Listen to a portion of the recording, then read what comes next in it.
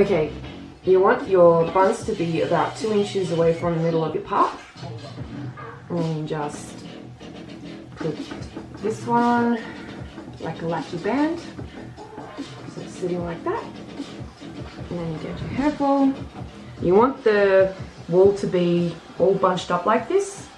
So you want to get your slider and make it nice and snug and tight and all the wool bunched together.